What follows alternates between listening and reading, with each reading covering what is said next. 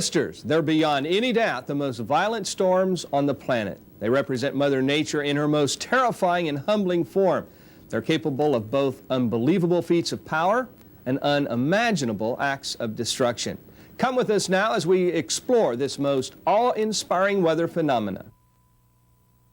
Hello, I'm Jim Giles, Chief Meteorologist at KOTV in Tulsa, Oklahoma. Forecasting weather here in the very heart of Tornado Alley has provided me many opportunities over the years to observe and to report on the most fascinating weather. I'll be your host during this program as we learn more about twisters and the people who study, predict, and yes, even chase them. Whether called twister, cyclones, or tornado, this violently rotating column of air is Mother Nature's most ferocious form of expression and produces the strongest of all surface winds. Based upon scientific analysis of storm damage, tornadic winds have been estimated in excess of 300 miles per hour. On April 26, 1991, OU professor Howie Bluestein, using Doppler radar, actually documented winds of 287 miles per hour in a twister north of Red Rock in north central Oklahoma. This is the strongest near-ground wind ever recorded on the planet. On average, about 1,000 tornadoes are reported every year in the United States, more than anywhere else in the world. Twisters can, however, strike all over the globe. They've been reported as far north as Stockholm, Sweden, and St. Petersburg, Russia. Tornadoes are known to quite frequently occur in Italy, the United Kingdom, and even in the land down under. However, twisters in Australia would spin clockwise, the direct opposite of the counterclockwise rotation of most tornadoes in the northern hemisphere. Far and away, the United States has the greatest incidence of tornadoes, especially the severe variety with winds in excess of 200 miles per hour. Dr. Theodore Fujita decided that he could rank tornadoes based upon a scale that he devised. It's called the Fujita, or F scale. It runs from F0 to F6. A trained meteorologist can go to a tornado scene and by examining what was damaged and how severely and how the damaged debris is scattered can actually determine the strength of the tornadic winds. Most tornadoes are F0 or F1. They have winds of roughly 100 miles per hour or less. Only 2% of all tornadoes have winds greater than 200 miles per hour, yet they cause 70% of the fatalities as a result of tornadoes. F6 tornadoes have never been observed. They're considered inconceivable. Tornadoes occur most frequently in Tornado Alley, an area roughly 300 to 500 miles wide. It runs from Texas to Iowa. Texas records the greatest number of twisters, about 126 per year. Oklahoma is second with 52 per year. When you look at tornadoes per square mile, however, Texas ranks ninth, far behind Florida, Oklahoma, and Indiana. Oklahoma, smack in the middle of Tornado Alley, is number one in the world in the total number of significant and violent tornadoes. Twisters, steered by upper-level winds, travel primarily from southwest to northeast. However, exceptions have been reported. The Vortex operation, part of the National Severe Storms Laboratory based in Norman, Oklahoma, tracked a tornado on May 29, 1994 near Archer, Texas, with winds close to 200 miles per hour. This twister first tracked west, then moved northeast, and then northwest. Twisters have been reported in all 50 states, including Alaska and Hawaii, and have been recorded during every month of the year. The height of activity occurs in the spring, from April through June, and is at a minimum in December and January. Tornadoes appear most frequently during the late afternoon or early evening, namely at or shortly after the hottest time of day when the atmosphere is most unstable. Tornadoes are the result of extreme atmospheric instability with cold air aloft and warm, moist air near the ground. The atmosphere literally wants to turn over. The cold air wants to sink and the warm air wants to rise. Now, thunderstorms, even tornadoes, are Mother Nature's way of neutralizing this instability, a way of rapidly bringing the atmosphere into balance. Powerful thunderstorm updrafts pull air into the storm from miles around, and if the three-dimensional atmospheric wind flow is such that air begins to rotate as it's pulled into the updraft, that gentle rotation will be greatly magnified as it nears the center of rotation. It's like an ice skater starting to spin with arms outstretched, and as the arms are drawn closer to the body, the skater spins faster. Once the thunderstorm starts to spin, the updraft strength increases dramatically. The storm suddenly becomes more violent, capable of larger hail, stronger straight-line winds, and possibly produce a tornado. Now, tornadoes do not form from the ground up. They form from the cloud down. Storm rotation is at a maximum well above the ground, possibly at 20,000 feet or so. As this rotation extends earthward and becomes visible below the cloud base, it appears as what we call the wall cloud. Now, this collar of rotation often protrudes from the flat, lowered, rain-free cloud base southwest of the heavy rain. A funnel cloud is a narrow extension of the rotation below the wall cloud. A tornado is a funnel that reaches the ground. Not all rotating thunderstorms with visible wall clouds produce tornadoes, but virtually all major tornadoes are a product of rotating thunderstorms. Tornadoes generally exhibit a certain characteristic cycle of behavior between formation and final disappearance. The first sign of a tornado may be a strong whirlwind of dust near the ground, often in conjunction with the appearance of a short funnel extending from the storm cloud above. The tornado is in fact made visible by condensation of water droplets in the funnel wall or by dust and debris it sucks up. As the funnel becomes better organized, it descends further from the cloud base, sometimes touching the ground as a tornado. Tornadoes commonly move forward at 20 to 30 miles per hour, but can travel at speeds greater than 70 miles per hour. They often skip along in short hops, sporadically touching down for, say, a couple minutes or so along an intermittent path of destruction. The average tornado is on the ground for about 4.5 miles with a path width of about 1/10 of a mile. Tornadoes can and do reach colossal proportions, though, more than 1 mile wide and staying on the ground for hours.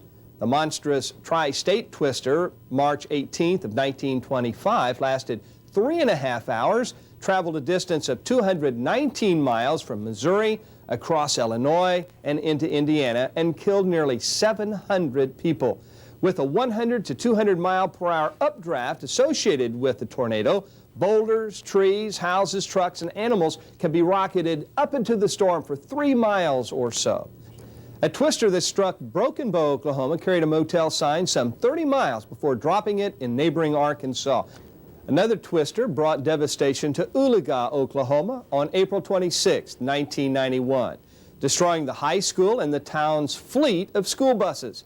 Incredibly, the twister scattered 27 buses all over the school's campus and carried one bus and a suburban truck over 1/4 mile before smashing them to earth again. A twister can reduce a whole forest to splinters in a matter of seconds, or simply strip a tree bare of all its leaves. In this spectacular footage shot by a local sheriff in Pampa, Texas on June 8, 1995, you can actually see a total of 3 vehicles up in the air at the same time. These vehicles, 2 pickups and a van, are tossed around like toys by this incredibly violent twister with winds estimated at 250 miles per hour. The vehicles are damaged almost beyond recognition. We'll see more video of this twister later in the program.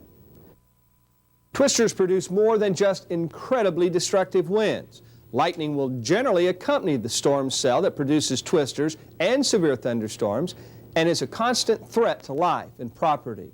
Though your chance of being struck by lightning has been estimated at 1 in 600,000, it still causes around 100 deaths in the United States annually, more than hurricanes and tornadoes combined.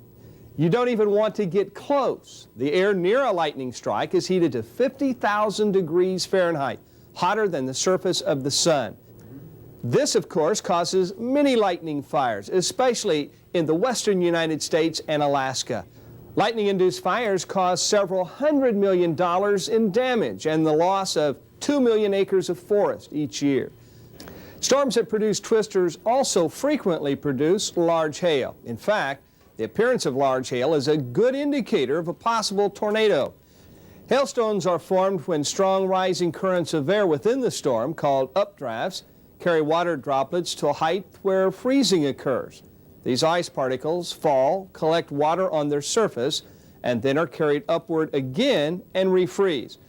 This cycle continues until they become too large to be supported by the updraft, and they fall to the ground.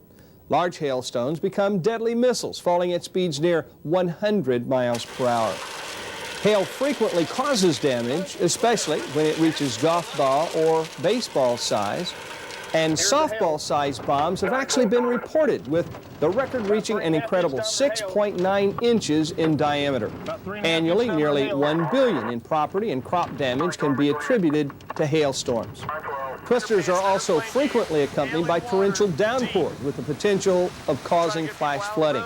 Flash floods are the #1 weather-related killer, with around 150 deaths recorded in the United States each year from people becoming trapped in automobiles at night. The worst tornado disaster in the world happened on April 26, 1989 in Satura, Bangladesh, with 1,300 people killed. The worst tornado in the United States history was the Tri-State tornado of 1925. This tornado ranked first for the number of deaths, 695, first for the longest continuous track on the ground, 219 miles, first for duration on the ground, 3.5 hours, first in the total area destroyed, 164 square miles, first for the size, at times more than a mile wide, and third in forward speed, reaching a maximum of 73 miles per hour, while averaging 62 miles per hour along its path.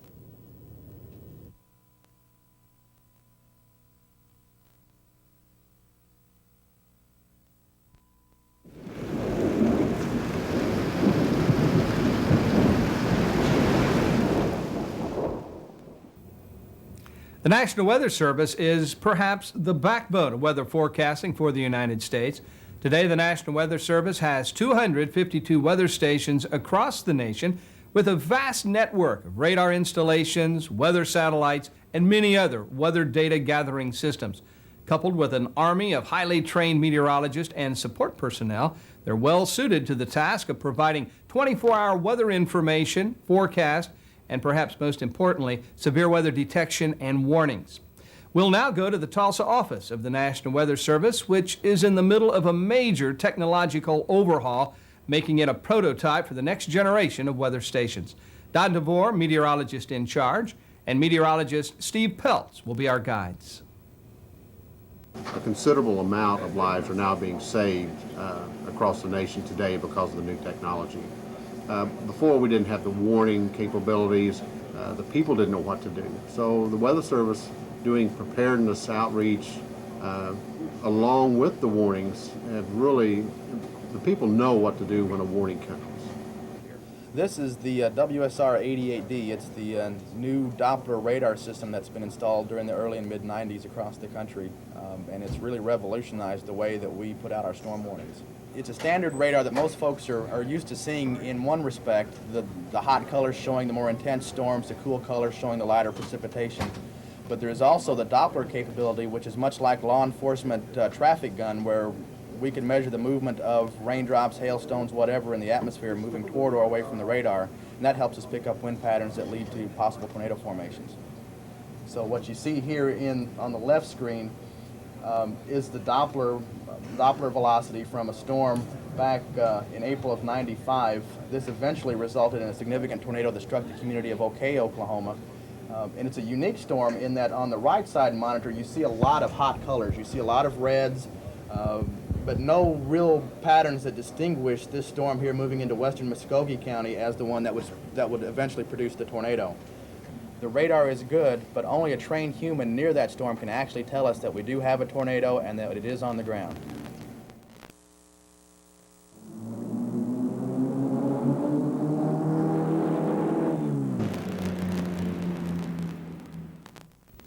The National Weather Service and local TV meteorologists have a number of devices for detecting severe weather, including radar, satellite, lightning detection networks.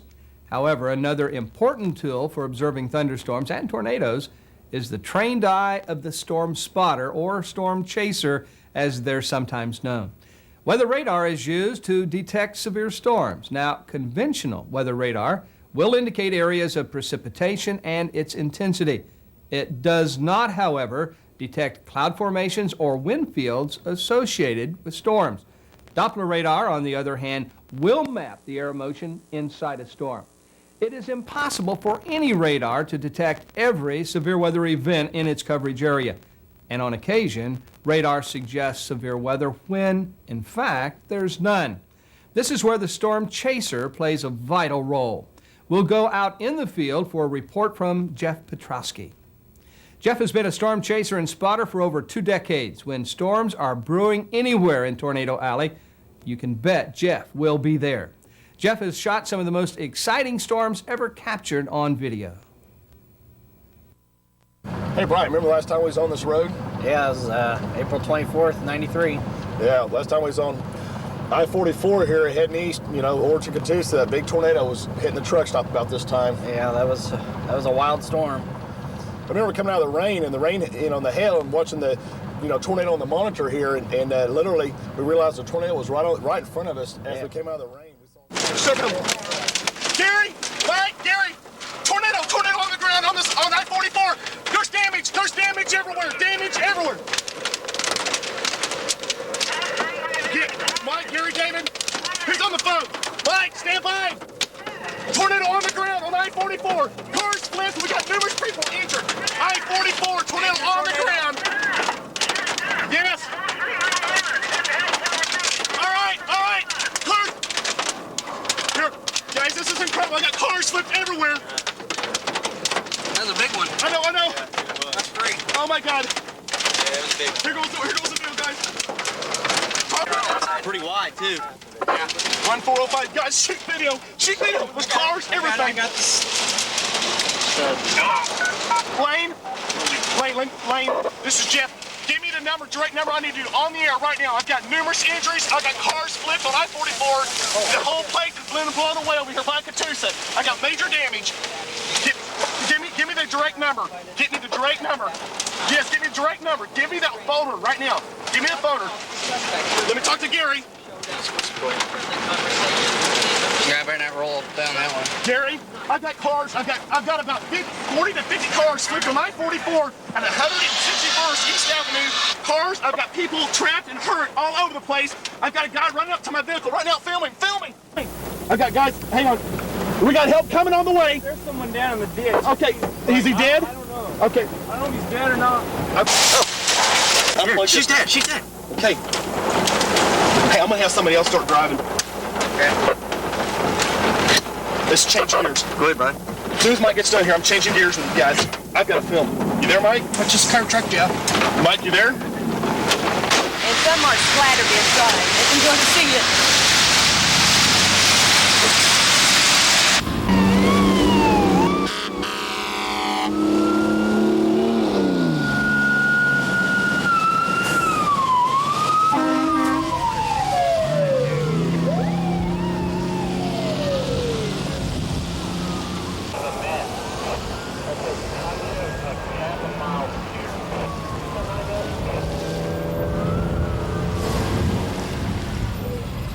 As we came out of the rain, we saw, cars overturned and literally people ripped from their cars right in front of us. Yeah, it was amazing how quick we came up on the damage out of the hail. It was pretty close. It was within about a half mile to a mile to our east. Yeah, it was really lucky that day that we had, amateur radio with us and also, cellular phones, because it played a vital role in seconds after we got to the scene started the largest emergency response in Oklahoma history. That Tulsa tornado was actually the most damaging tornado in Oklahoma history. That's hard to believe, but yeah, and dollar-wise, yes, it was. I guess, hours after the tornado, I remember people still, coming out of buildings, and ambulances and life flight, helicopter, and police and rescue went well into the night. I guess there was, $150 million damage and about 130 injured and 8 killed. 8 killed, yeah. Well, we were just coming back from dinner, and we passed the truck stop down there. We heard a siren go off, and we saw the clouds of stuff coming, so we stopped our truck, and four of us were in the car, and we stopped our truck and got down in the ditch and went through hell. I think the thing went right over the top of us. A lot of hail and metal was flying. My truck rolled down the hill just in back of us, and we just kept our heads down and prayed.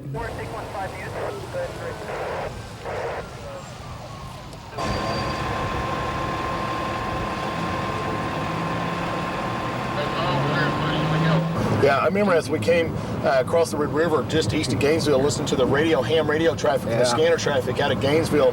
The developing tornado was west-southwest of Gainesville, and I remember as we went through the town of Gainesville on USO, I believe it was 82, and went west through the city of Gainesville, we saw this mammoth wall cloud rotating violently west of the city. With intermittent funnels dipping down. And we knew as the wall cloud approached Gainesville, again, we knew something really bad was about ready to occur. It just, the atmosphere gives you the sign that something bad is about ready to happen by looking at the atmosphere and watching the cloud.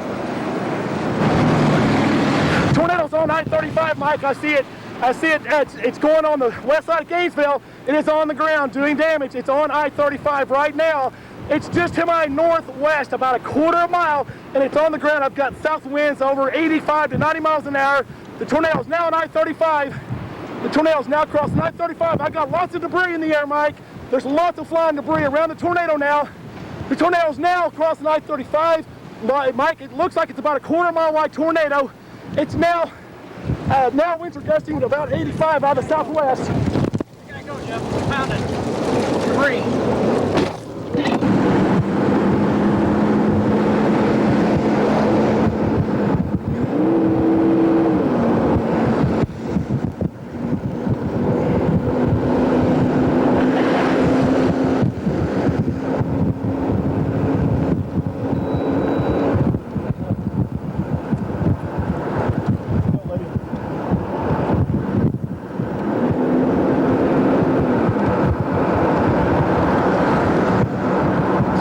Right?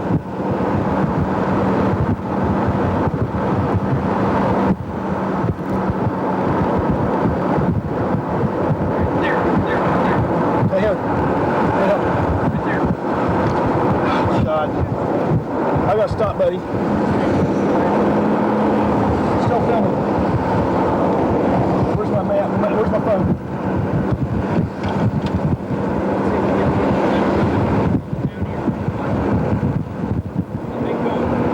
It is? Oh my God. Okay. Okay. Any road? You want me to do this road? How about the hill up there? Yes. Yes, I'm doing it right now. It's a large cone, huge cone. It's an F3 on the ground. F3 at least. F3, Mike. Yes. It's east I-35. About a mile. I guess one of the tornadoes as it came into the city of Pampa, some of the footage I've looked at, the sheriff, Randy Stubblefield, over there did a fantastic job from his patrol car shooting the video with the video and audio of the tornado literally coming into town. He shot some of the most dramatic footage I've ever seen with the actual cars and the vans and the pickups actually being picked up and hurtled through the air, a couple hundred feet off the ground. That's some of the most dramatic footage I've ever seen of cars being hurtled.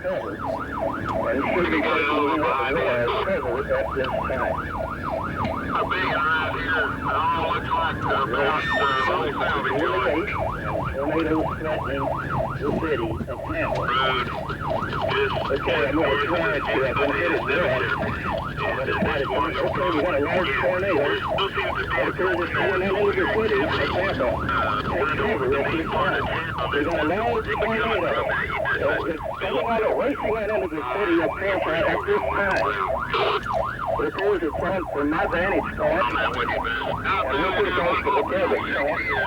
It appears that it is on the ground, a large tornado. It's racing on northward. Please take cover at this time.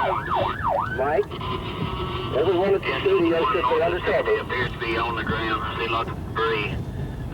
Looks like it's north of the track. A tornado warning for Pampa. We have a large tornado. Okay, it is on Price Road. I'm here at the Kearney. It is on Price Road on the ground. Go ahead. Okay, the one they're talking about, I am just a short ways away. It is definitely on the ground. Was moving north, and now looks like it's moving a little bit east at this time. Okay, it's just right now at Craw Products, headed in towards Pampa. At Craw Products, just hit it. And it's going to catch most of the debris, large debris flying in the air. About a mile west, it's going to get bigger all the time. Okay, it's here at Crawl Products, right here at Price Road. For Tampa. There's a large tornado. Careful. We need to clear this intersection of people. I know where this is. I'm going to shut 60 down coming into Tampa. Coming into Tampa. Approaching Price now on 60.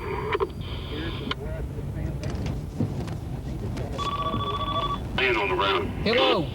Hello. Yes. Guys in Silver, Jim down his house. The tornado's right here at Crawl Products. I'm right here with them, 100 yards from it, Debbie. Where are you at? Get everybody inside, because this is one big son of a bitch. Tie this thing in the center. They better. This thing has gotten larger and larger. There's debris all over the place, and it's definitely coming right into the southwest corner of the city. Amber, we can't see it from the SL. Okay, Shelly, it is a half a mile west of Price Road at this time. Half a mile west Price Road, directly behind Crawl Products.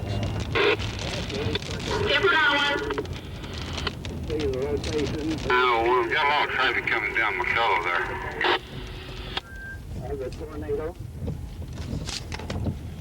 Okay, I'm on 60. I'm going to try to shut off everything coming in. It's a quarter mile north of the railroad tracks, a half mile west of Price Road.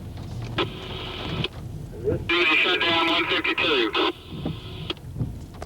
Okay, it's kind of stationary right now at this time. It is moving to the northeast, mainly east. Not very fast. It's stationary right now. 152 shut out. His cabin's turned off. I hope all of you are under shelter at this time. It appears to be spinning. Direction's going to be traveling northeast. It's going to hit Tampa right in about between Elko and Gwendolyn. Tornado. This is a tornado warning. Tampa, take cover. Take cover. Stay under cover until we give you a clear. Mike, are you listening at the station? My fire department, Shamrock PD, 04 County. They are under cover. We'll stay on the air as long as... Yeah, go on. As long as we can avoid a direct hit. I'm in the mobile unit. Reporting on the 810. We first 810, go ahead.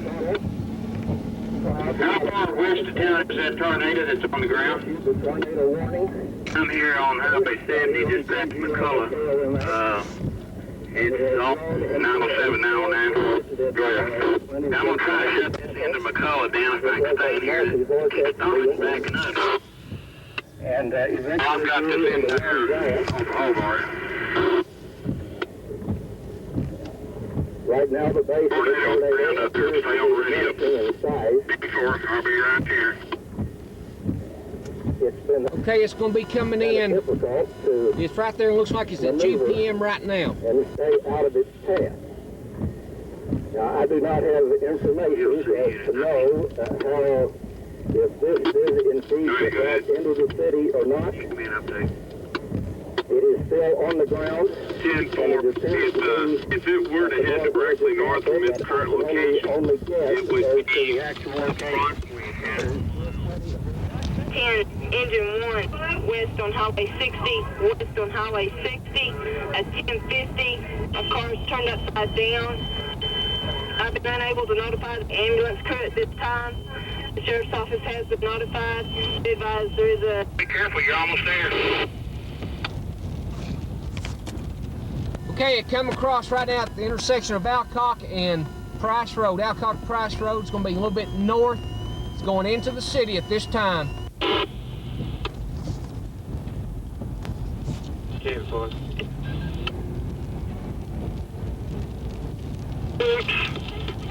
We need all y'all to head this way. 448, 5404 on the west side of Miami, code 3 your way. Okay, just be careful. We got one just across Cross Road that's going into town right now. We got another one coming down. I can see it coming in.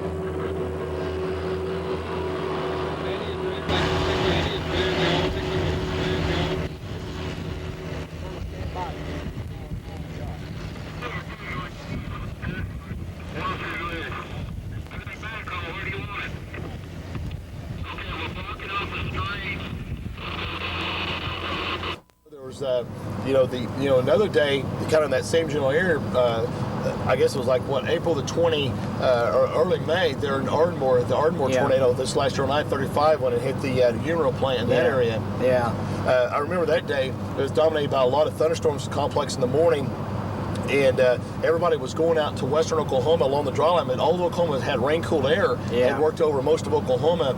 And I know a lot of the guys, I ended up going in the Wichita Falls area. And I remember the 70-degree dew point. Yes, Mike, I now have confirmed damage. Slow down. Damage everywhere. I've got damage. Ardmore's been hit. Yes, on the west side of Ardmore. It's on I-35. It's right in front of me. Slow down. There's power lines. I've got major damage, Mike. It is hitting Highway 199. It's on I-35. Major damage on the west side of Ardmore. I'm at 70. Large tornado on the ground. Major tornado on the ground. I'm at 70, Mike. Pictures. Yeah. Looks like tornado. I got major damage west side of Ardmore. Slow down. Right there in front of you. Slow down. I've got 18-wheelers overturned. Pull over to the left. Slow down. I got 18-wheelers overturned on I-40, on I-35, Mike. I do have tornadoes. It's on the west side of 35. I've got debris falling out of the sky, Mike. It continues on the ground. The tornado continues on the ground. It's missed. It's moving due north. Slow down. Okay, it just hit something major, Mike. It's hit now on the northwest side of Ardmore. Slow down. You're going to get in it. Yes, sir.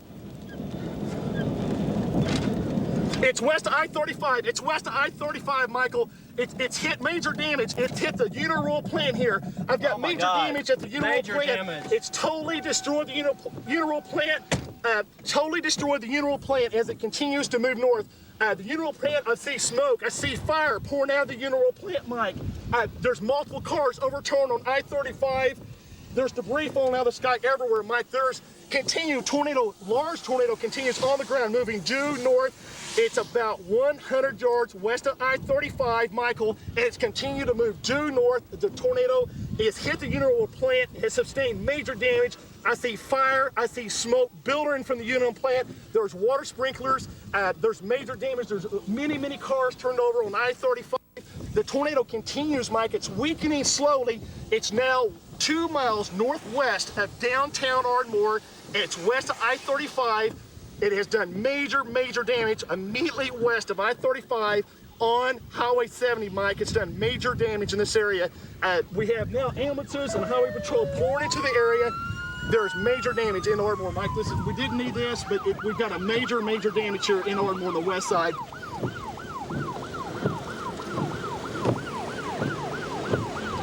Mike, at this time, I put the damage as Category 3 tornado, and the tornado continues to weaken, and it's roping out. It is roping out at this time.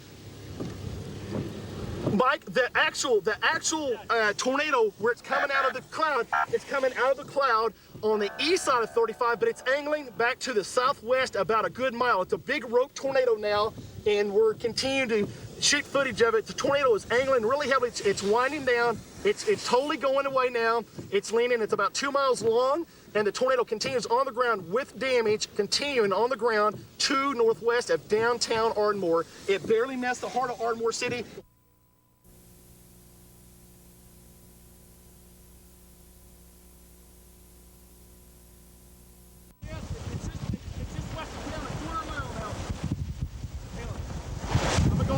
Down, it's gonna go maybe on the northwest side of town. Hang on, I'm going to the west downtown. I'm going west of downtown here, 1 block.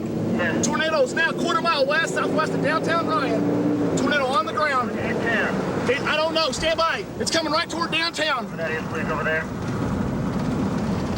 Talk to me, Daniel. There it is. Right there, oh my God. There.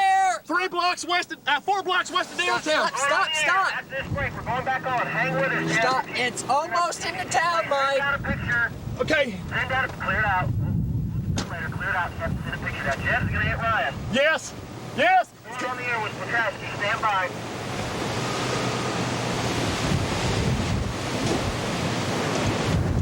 Yes. On the ground? Yes, I'm sending a picture right now. Okay, clear it out. It's coming down. Are you on automatic? Here it comes. It is. It's on automatic.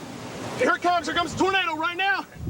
Coming right into Ryan. It's coming right into Ryan. Into Ryan right now. Tornado's on the ground coming into Ryan. Tell people in Ryan, go immediate break-in. Here, about 30 seconds. Stand by. It's coming into Ryan. It's 2 blocks west of me. It's coming in right toward me. Dump the commercial. Out of this commercial, we're coming no matter what. We're going to the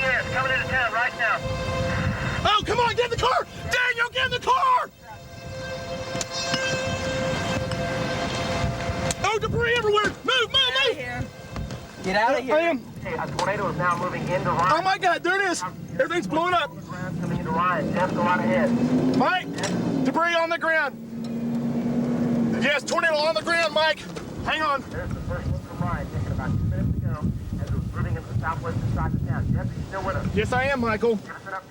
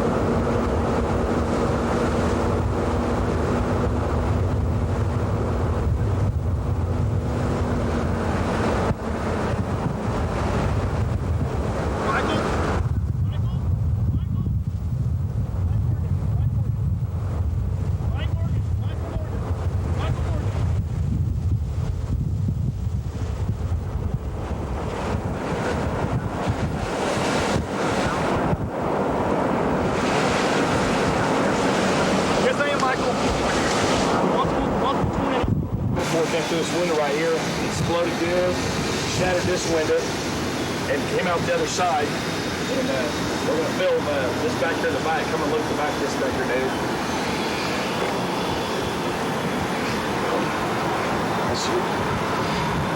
That's good night. So board around the other side, came through. That glass blew stuff all over the car.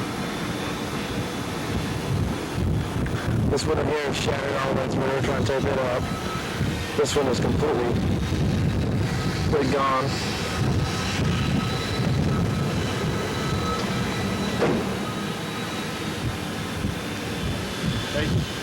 Hey, leave it open. Right? We're just south of Newkirk here, about 2.5 miles.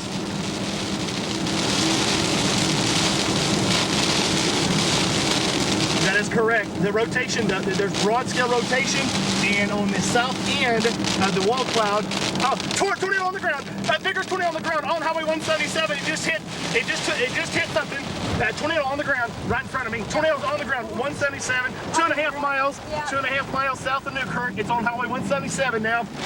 There it is. Okay, hang on a second. 3 touchdowns. I'm stopping here. Tornadoes on the ground. 2 tornadoes. I got double tornadoes on the ground now. I got multiple vortexes. 2 tornadoes on the ground just south of Newkirk. Multiple tornadoes now. The funnel continues. It's now east of 77 Highway, about 2.5 miles southeast of Newkirk. Multiple vortexes on the ground. Vigorous rotation continues. It's now about 1/4 mile east of 77 Highway. Tornadoes continue to move east.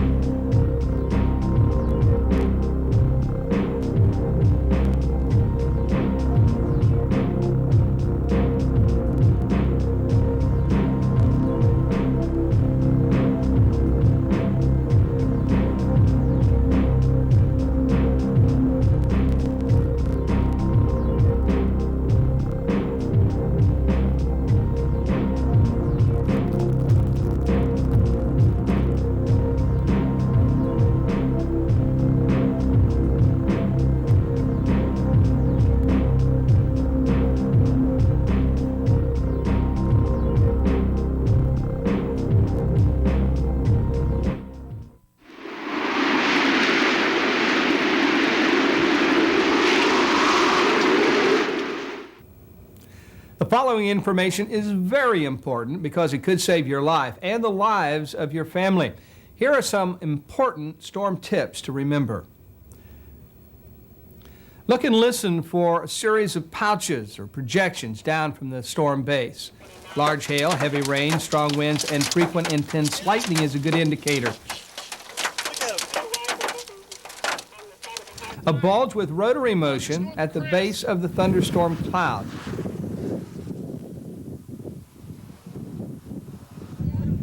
Listen for a loud roar like the sound of a jet or a train.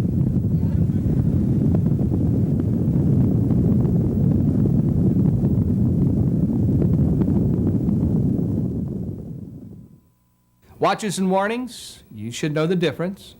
A tornado watch means conditions favor tornado development. Stay tuned to your local source for news and weather.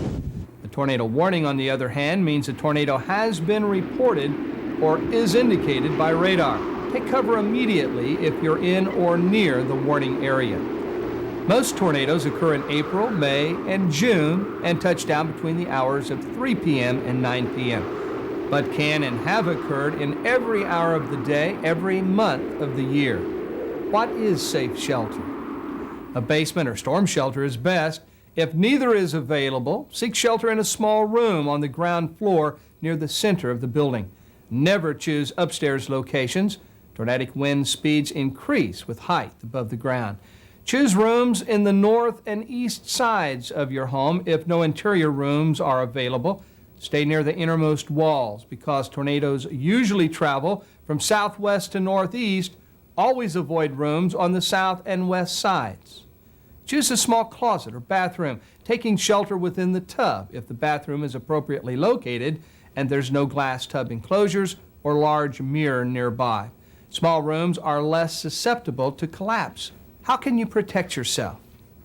Stay calm, seek shelter immediately, and get out of mobile homes and vehicles. Seek shelter in a substantial structure, a ditch, or a culvert. Be sure to wear shoes to protect your feet from broken glass or other debris left by the storm. Keep a portable TV or radio and flashlight in your shelter area, and make sure your batteries are kept fresh and charged. Protect your head and chest. Crouch face to the floor with hands behind your head.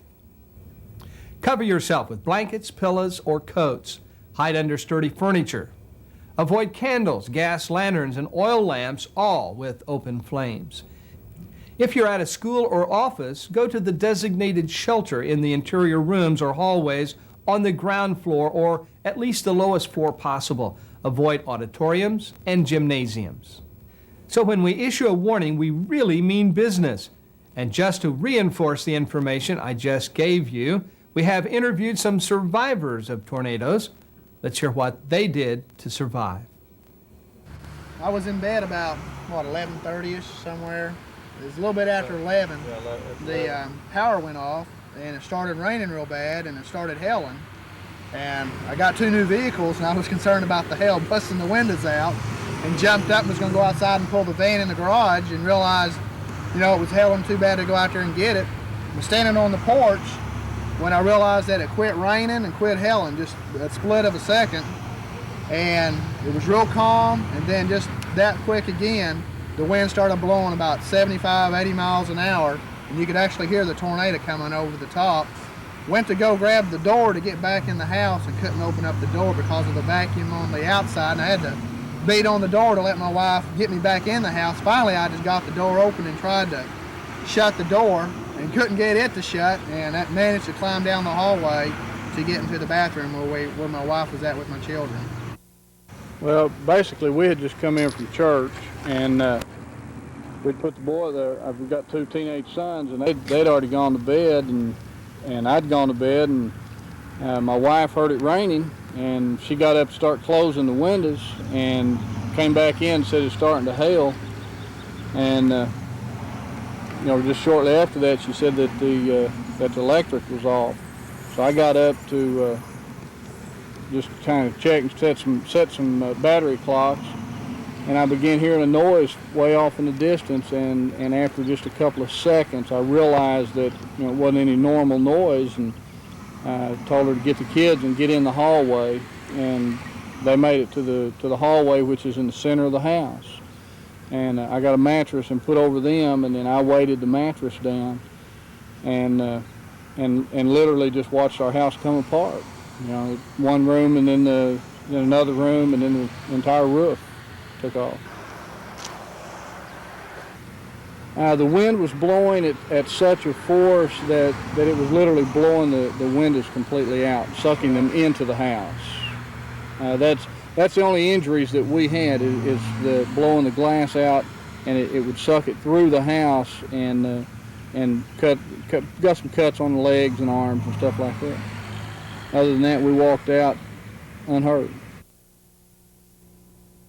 Then they said the tornado would hit Vera, Ulaga, Kalala area at around 9:50, and to take cover. Well, I had never taken cover ever in the bathtub, and I thought, this sounds really certain. They have already predicted Westport and Skytook going to hit. So I opened the cedar closet and took out a blanket and 2 old foam big thick pillows, and I put them in the bathtub, and I kept listening before I didn't get in. I kept listening, and then when he said it was approaching Ulaga, it would hit at around 9:50 p.m.